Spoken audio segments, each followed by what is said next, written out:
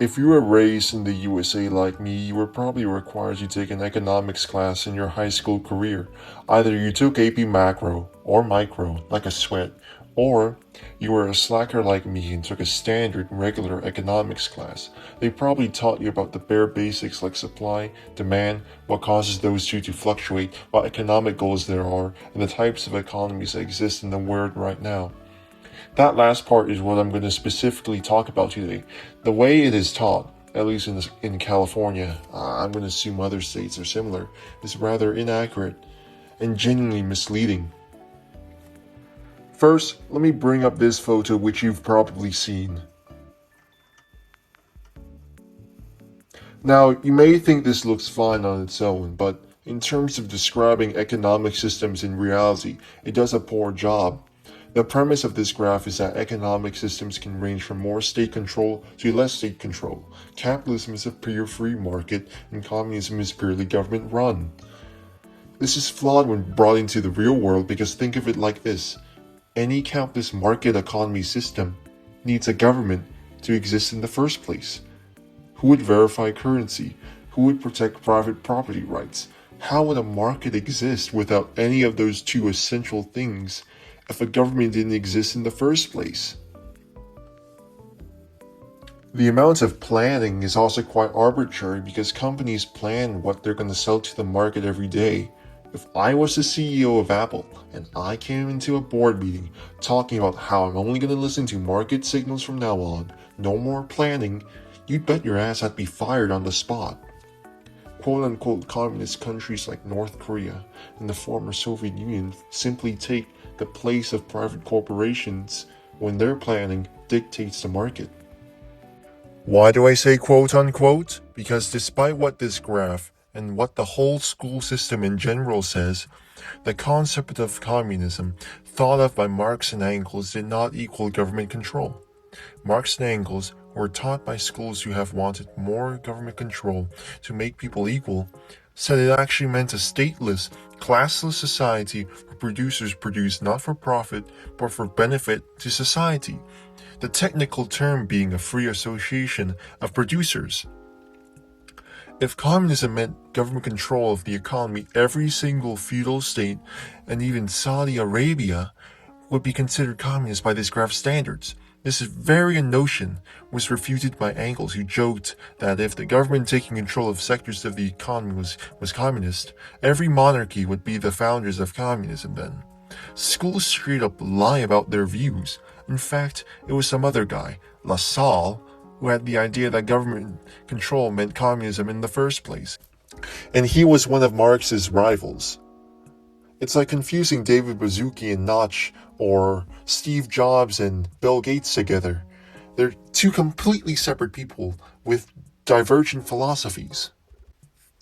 Let's move on to the middle section. Mixed economies. Mixed economies are just economies where resource allocation is done partly through markets and partly through government intervention. This is completely stupid when you think about it harder, because that word is meaningless, because as I said before, every market economy needs a state to back it up. If a mixed economy is just when a country has private corporations and something like a post office that's nationalized, well, you just described every country on earth. It's meaningless. Socialism is also depicted as a middle ground here, which is false because Marx and Engels use socialism and communism as a synonym for the free association of producers. Words can change meanings, yeah, but when you associate Marx and Engels with the idea that socialism is when the government controls the economy, you start to distort actual history. It makes it sound like a complex philosophy, a complex political tradition can just be boiled down to, I want more government control, when that's not even the main point. We have to stop looking at it as state versus entrepreneur, and instead look at the actual relations of production. Thus, the definition of capitalism has to change. It's not just a free market with little state intervention because you need a state to support it in the first place. Let's look at all the common factors within all countries in the world today. You have to sell your labor power to make a commodity in exchange for a wage that's from a small portion of the profits that commodity makes. The boss pockets the rest.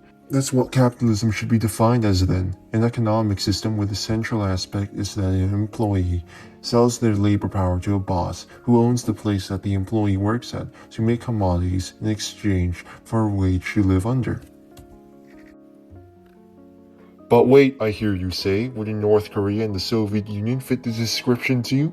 Aren't they communist countries? Yes, they would. Think of it like this. Do workers in North Korea sell their labor power to produce commodities in exchange for a wage? Do workers in North Korea have a say in their workplace?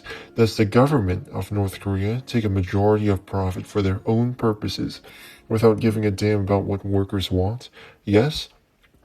And the core economic structure of North Korea's businesses and American businesses aren't so different after all, no matter what the government says. You can change the name from CEO to General Secretary, but it won't actually change how production is managed. The definition of capitalism I'm using here is probably different from your definition, but I'm simply trying to give a more concrete definition based on systematic trends and structures, and not surface level observations like what your boss is called, or if we're able to buy different brands of chips. This is used by many real-world sociologists and economicists too, but it's easier for politicians to jangle keys using the mainstream definition. And yes, those countries did call themselves socialist. People call themselves things that sound good all the time, just to look good. Just look at Disney calling their live-action remakes movies and not cash grabs. Besides, the textbooks rewrote the words in the first place, but since both sides benefited from either calling themselves a true democracy or to demonize the other side completely. Many of these core features I identified are what people saw when feudalism was transforming into capitalism. Look at the material practice of the system and not what it calls itself. The spectrum must change from simply being called economic systems to simply management of the capitalist system. On one end, only the government runs the economy, and on the other, only private owners run the economy, with variations in between. It's private management versus state management. We don't use the words communism or socialism here at all. What do we then call the economy that self-proclaimed socialists clamor for if the word actually refers to what's basically a far-off dream? Well, right now, your boss practically has infinite control over what you do at work. By the time you get home, you feel like something's wrong. Probably from the fact you're unable to have an actual say in the place you work at, where you spend a great majority of the days you are alive at. Sure, the boss may have worked hard building the company up, but you still should not let one person have complete say over the actions of hundreds or thousands of people. I could be working hard, building a nuclear weapon, but you probably would want to say in how I operate that weapon, because it would affect you. Hence, the alternative isn't nationalization or giving more power to your boss, but to actually give true freedom in the place you work at. Workplace democracy instead of workplace monarchy. Imagine if you could vote out your boss if he's doing a bad job, or fire your manager if he's not making the right decision, or even vote on changing the layout of your restaurant so it's easier to walk around. Imagine all the bad restaurants and kitchen nightmares that could have been salvaged if the workers there could have just fired the bad manager hampering the place. Thus, the first steps in creating a better society would be the worker self-management of enterprises. But that's never been done before, I hear you say. Counterpoint, it has. The Paris Commune during the Franco-Prussian War was an example of a truly workers-run society. They banned child labor, allowed employees to take over shut-down factories, and separated church and state without middlemen, telling them that a super PAC would shut those ideas down. After World War I ended, and when German naval officers wanted one final attack on the British Navy, the people of Germany rose up and overthrew the monarchy using councils of workers. The same happened in Catalonia in 1936, where 90% of businesses were run by the workers themselves. Rojava today has direct democracy in local communities and businesses.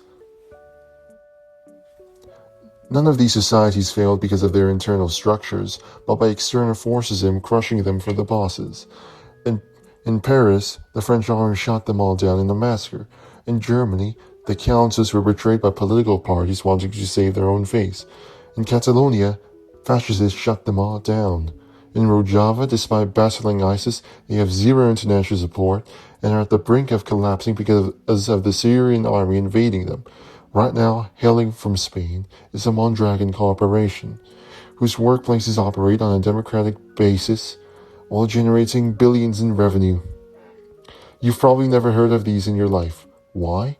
Schools just don't want you to know that economics isn't just about the state and entrepreneurs, but the working class and the boss class and their conflict. I don't blame teachers for going along with this, and you shouldn't either. This is built into the curriculum that states design, and the states have an interest in portraying capitalism as this free-loving society and not the unstable mess it actually is. The point I want you to leave you all is that the structure of the modern economy, wage labor and production for profit, doesn't end if the government owns a Walmart. It ends when people have autonomy in the workplaces that they spend the majority of their lives in. And yes, it may just be a high school class and things are going to be oversimplified. I highly doubt Bob on the football team who's leaving in class is going to care about labor power and whatnot. But Bob is also going to vote when he's 18. I don't think it's going to be beneficial to Bob's life if he comes out thinking that communism is DMV and that freedom means selling the school district off to Elon Musk. I don't want Bob to be misled, and neither should you.